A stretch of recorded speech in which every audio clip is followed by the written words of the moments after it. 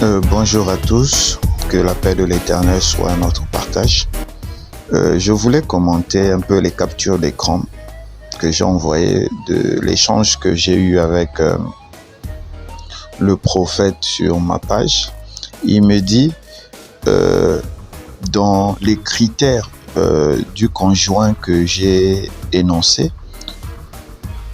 où est la volonté de Dieu? Donc, j'avais dit, n'épouse pas quelqu'un qui n'a pas de passion. Deuxièmement, j'ai dit, n'épouse pas quelqu'un qui n'a pas une qualification professionnelle claire. Troisièmement, j'ai dit, n'épouse pas quelqu'un qui n'a pas de vision de sa propre vie. Parce que, en fin de compte, on se retrouve dans des problèmes. Et lui, il m'a dit, c'est bien tout ce que tu cites, mais tu n'as pas mis la volonté de Dieu dans cela. Et je lui ai répondu, Isaac, en épousant Rebecca, a-t-il demandé la volonté de Dieu? Je dis, en temps normal, on trouve la personne qu'on veut et on vient, on la présente à Dieu. Ça, c'est le schéma biblique normal et logique. Maintenant, pourquoi nous, aujourd'hui, nous n'arrivons plus à faire ce schéma normal et logique? Tout simplement parce que nous avons décidé d'interpréter la Bible suivant les paradigmes de notre pauvreté et de notre misère mentale. Je sais que ce que je dis est choquant, mais c'est une réalité. Nous voulons interpréter chaque fois la Bible suivant ce que nous sommes, alors que la Bible ne doit pas être interprétée selon ce que nous sommes, mais elle doit être interprétée selon ce qu'elle est. Regardons par exemple, dans la Bible, je vais parler de la Bible en général et je vais revenir sur le cas du mariage. Regardez, la Bible nous présente deux cas qui sont de la même nature avec deux personnes différentes. La première, nous allons voir ça dans Genèse 14. On vient dire à Abraham que Lot, ton neveu, a été pris en otage par des gens et ils l'ont emporté. Alors, Abraham prend 300 personnes qui étaient dans sa maison, il les arme, il va en guerre, il délivre son neveu, il gagne la guerre, il délivre son neveu. On a le deuxième cas, dans le livre de Juges 6. Il y a un jeune qui est debout. La Bible dit, l'Éternel se tourna vers lui et lui dit, va avec la force que tu as. C'est Gédéon. Les deux cas là. Et Gédéon, avec très peu d'hommes, 300, va livrer une bataille, il la gagne. Tous les deux ont livré la bataille, ils l'ont gagnée. Mais la différence réside dans quoi? Abraham a fait un choix. Gédéon a subi un choix. Donc, Gédéon n'avait pas envie d'être général. Mais c'est Dieu qui le met général. Donc Dieu a donné à Gédéon une position que Gédéon n'avait pas cherchée.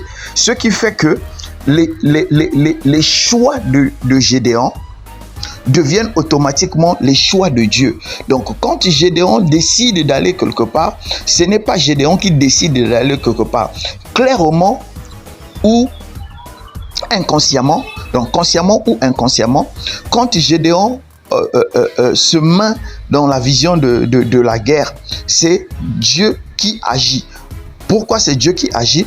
Parce que le positionnement de Gédéon devient un positionnement de Dieu, parce que la position que Gédéon occupe, et c'est Dieu qui le lui a donné. Or, maintenant dans le cas de Abraham, c'est Abraham, pour l'amour pour sa propre chair, pour son neveu, prend une décision qui n'engage pas Dieu. La décision que Abraham prend n'engage pas Dieu. Ça l'engage lui. Il est allé et il a eu la victoire. Est-ce que Dieu l'a aidé à avoir la victoire? Sûrement. Mais il n'a pas demandé la volonté de Dieu. Il est allé parce que c'est devenu son choix. Derrière, si Dieu a agi, gloire à Dieu. Si Dieu n'a pas agi, gloire à Dieu, parce que c'est le choix qui engageait Abraham. Et je reviens, je dis, ce qui se passe dans notre interprétation de la Bible est ceci. Tous les gens qui se disent entre griffes croyants se mettent dans la position de Gédéon. Ils disent, comme je suis devenu chrétien, tous mes choix sont les choix de Dieu. C'est une absurdité. Tous tes choix ne sont pas les choix de Dieu. Tes choix n'engagent pas Dieu, parce que ce n'est pas Dieu qui t'a mis dans cette position. Les gens que Dieu met dans une position comme celle de Gédéon, c'est les gens, pour le Nouveau Testament, c'est ce que Dieu appelle mes oints, mes serviteurs. C'est eux, des gens comme on a l'image de Paul, pour parler du Nouveau Testament. Paul n'avait pas envie d'être disciple de Jésus. Mais c'est Dieu qui le positionne comme étant le 13e disciple, le 14e disciple. 14e disciple selon les hommes, 13e selon Dieu.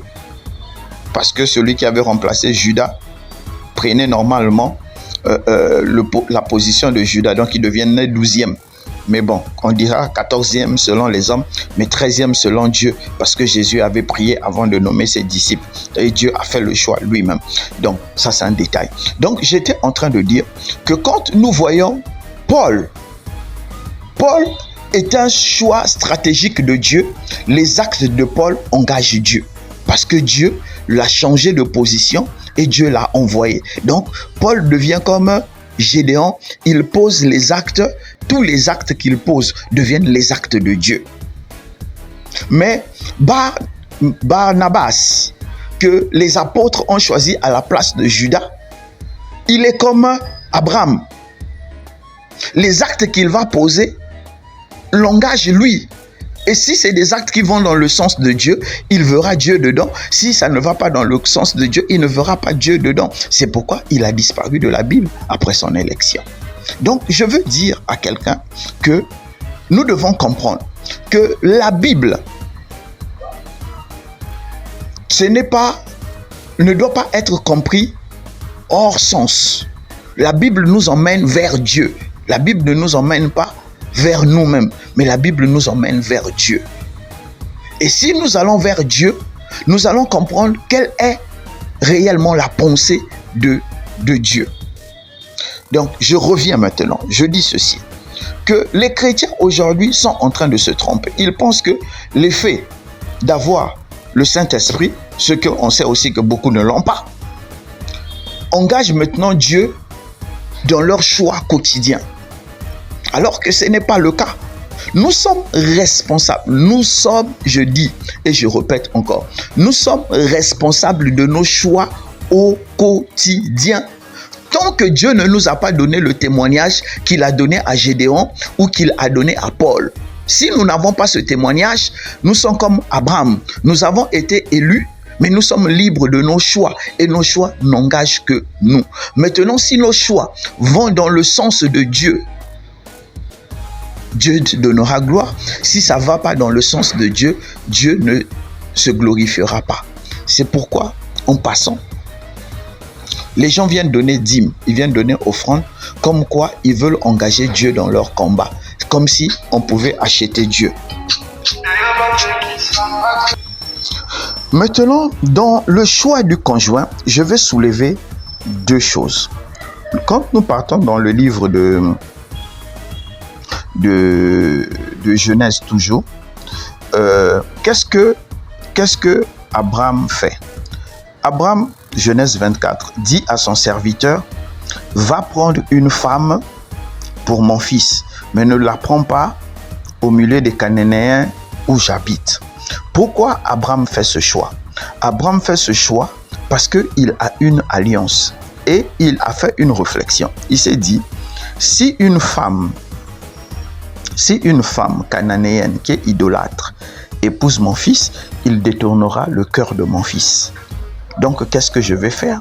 Je vais prendre une femme de mon ethnie, de ma région, qui a déjà notre conception des choses, qui est idolâtre, forcément, mais qui a ma culture. Et en lui expliquant la marche que nous avons eue avec Dieu, cette femme se ralliera à notre Dieu et n'influencera pas négativement mon fils. Donc, Abraham fait ce calcul et il envoie son fils. C'est pourquoi maintenant je soutiens dans ce que j'ai dit. Je dis ceci, que tu n'as pas Abraham pour faire ton choix. Toi-même fais ton choix. Donc, définis tes critères par rapport à là où tu veux aller et cherche la femme ou cherche le mari qui a ces critères-là. Parce que Abraham a fait un calcul. Le mariage de Isaac avec Rebecca n'est pas un mariage d'amour.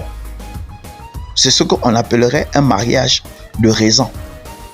Pour Isaac, c'est un mariage de raison, mais pour Rebecca, c'est peut-être un mariage d'intérêt parce que l'homme était riche ou avait un héritage. Donc, c'est pourquoi j'ai dit dans mon post que il ne faut pas épouser quelqu'un qui n'a pas de passion, quelqu'un qui n'a pas une qualification professionnelle claire et quelqu'un qui n'a pas une vision de vie personnelle à long terme.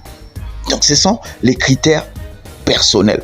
Maintenant, on va me dire, Dieu avait pris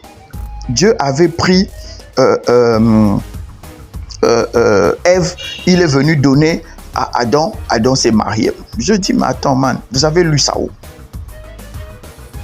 Dieu n'a pas forcé Adam à se marier. La Bible a été claire. Dieu forma, Genèse 2, Dieu forma, l'Éternel Dieu forma une femme de la côte qu'il avait pris d'Adam et il a emmené vers l'homme. Maintenant, quand vous allez voir la suite, c'est l'homme qui décide. Il dit, cette fois-ci, celle-là correspond à moi, à mes critères. Donc, si Ève ne correspondait pas aux critères de Adam, Adam était libre de le rejeter. Mais Adam a accepté. Pourquoi? Parce que Adam fait un mariage de raison. Il a besoin de quelqu'un comme lui pour faire l'œuvre. Donc, il prend une personne qui lui est semblable. Maintenant, la même chose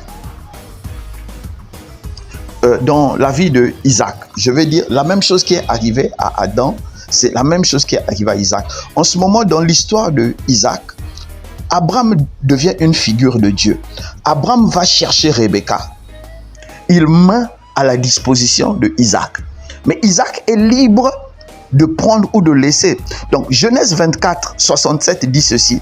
Isaac conduisit Rebecca dans la tente de Sarah, sa mère.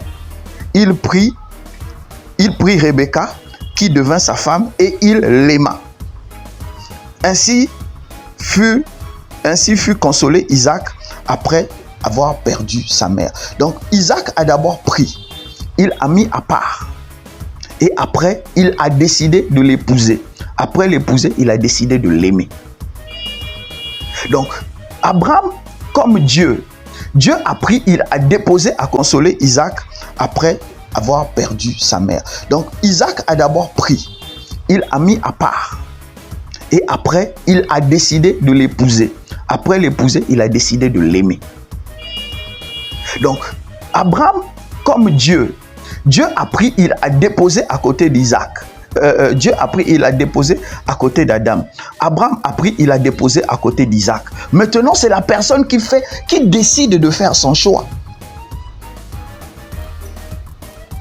C'est la personne qui décide de faire son choix.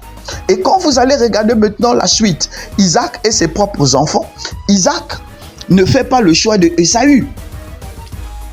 Il ne fait pas le choix d'Ésaü. Il laisse Ésaü faire tous les choix que Ésaü a fait. C'est plus tard, Ésaü apprend en fait que Isaac n'était pas d'accord avec la qualité des femmes qu'il prenait. Donc, vous devez comprendre que